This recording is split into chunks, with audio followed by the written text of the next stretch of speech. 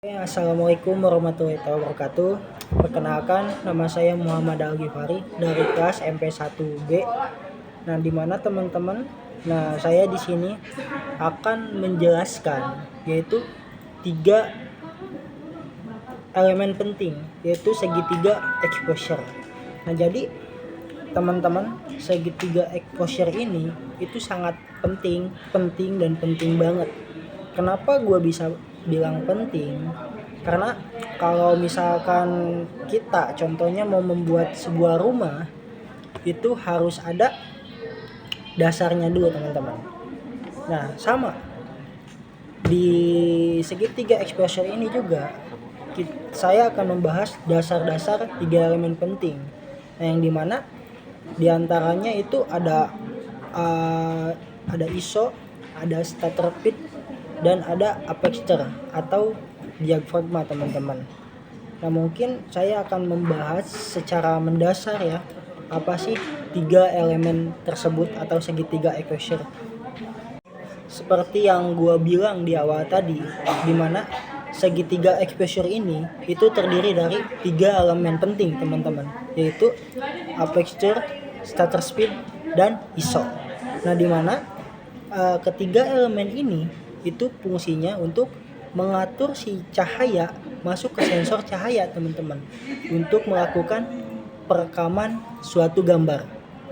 Nah, jadi ketiga elemen ini fungsinya berbeda-beda, tapi ketiga elemen ini itu benar-benar berbentuk segitiga yang mana saling berkaitan. Nah, jadi apabila contohnya kita mengatur shutter speed, pasti akan berpengaruh kepada si aperture atau diafragma dan si ISO, ataupun sebaliknya teman-teman. Kalau kita mengatur si ISO-nya, maka si shutter speed dan aperture-nya juga pasti akan berpengaruh. Nah, mungkin gue di sini akan menjabarkan 3 elemen tersebut ya sob. Oke guys, yang pertama yaitu saya akan menjelaskan tentang aperture atau diafragma. Apa sih aperture itu?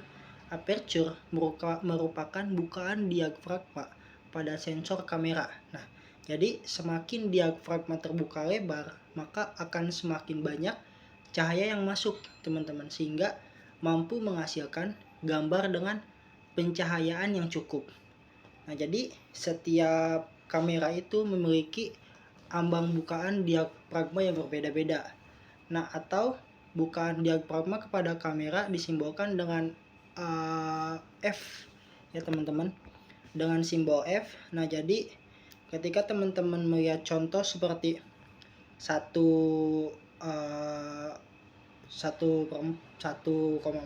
atau 1,8, nah jadi semakin kecil angka diafragmanya, maka akan semakin terang gambar yang dihasilkan.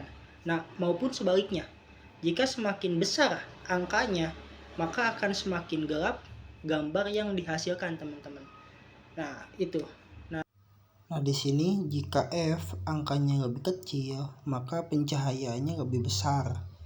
Dan sebaliknya, jika F angkanya lebih besar, maka pencahayaannya lebih kecil teman-teman. Nah, jadi jangan sampai kebalik ya. Dan apa yang terjadi jika diafragmanya kita buka besar atau kecil? Nah, yang akan terjadi jika diafragmanya kita buka itu besar, contoh F-nya kita ambil 1,4, maka cahaya yang masuk itu juga sangat besar, sehingga menghasilkan depth of field-nya semakin menipis atau bokeh. Objek dan background yang jadi pemisah, nah itu disebut bokeh teman-teman. Nah, ini ada contoh teman-teman ya, saya pakai kamera biasa. Nah, dimana kasus yang pertama, jadi si gambar tersebut yaitu over exposure. Nah, karena si F-nya 1,4, nah jadi gimana caranya supaya gambar tidak over exposure teman-teman? Nah, jadi kita edit saja ya di bagian shutter speednya. Nah, di sini kan ISO-nya udah 100 tuh pas. Nah jadi si shutter speednya kita geser aja teman-teman, kita perbesar. Nah seperti ini, sehingga gambar yang tadinya over exposure menjadi lebih jelas atau detail teman-teman. Nah seperti ini kurang lebih contohnya jika gambar over exposure. Atau sebaliknya teman-teman, jika f-nya itu diafragmanya semakin besar, contoh 11, 12, 13, nah maka pencahayaannya itu semakin sedikit dan si gambarnya pun akan menjadi gelap teman-teman, seperti contoh di sini. Nah bagaimana cara nyetingnya itu?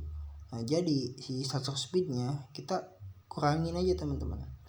Nah kita taikin, kita kurangin, nah kita atur sehingga dapat gambar yang detail.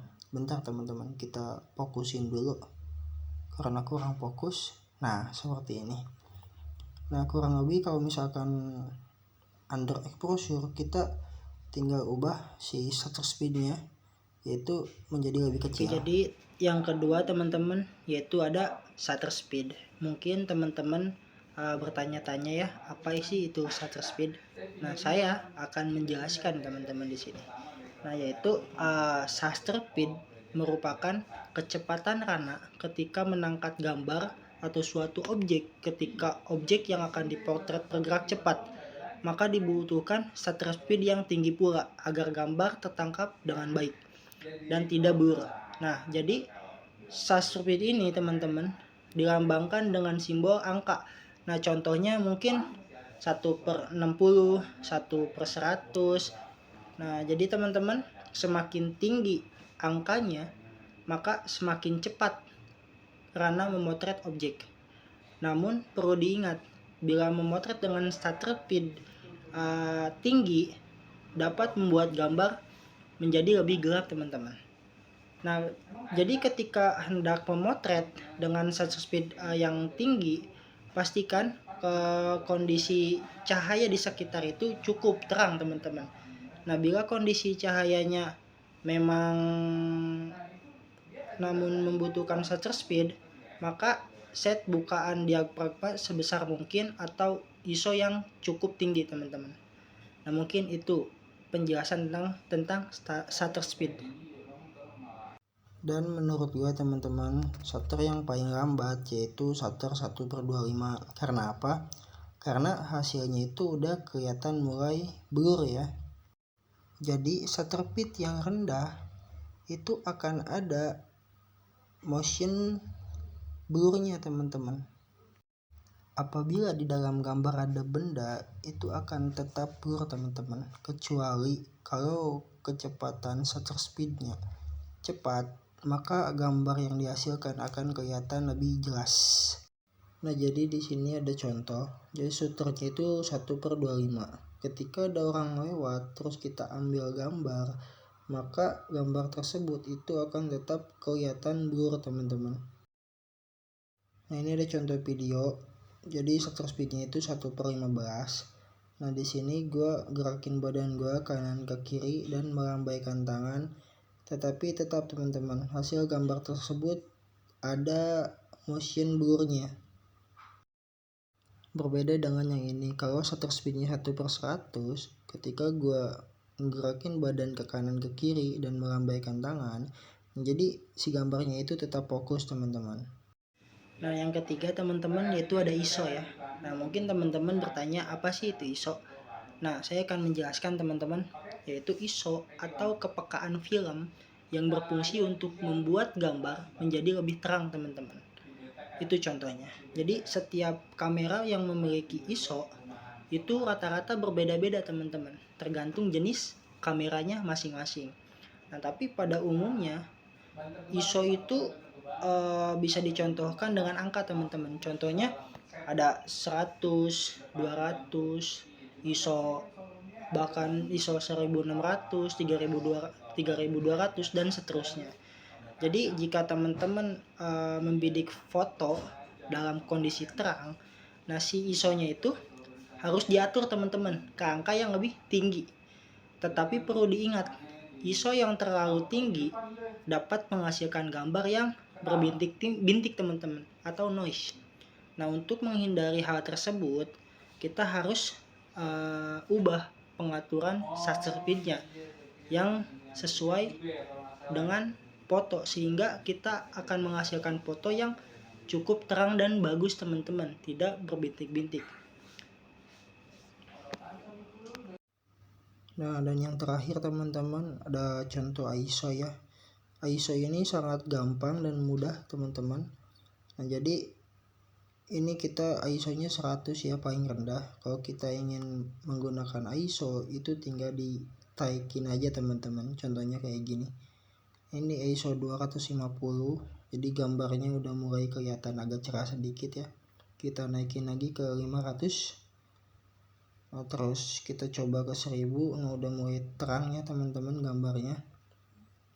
Kita taikin lagi ke 1600, 3000. Nah, jadi penggunaan ISO itu seperti itu teman-teman. Sesuaikan aja dengan keinginan kita mau gimana ambil pencahayaannya.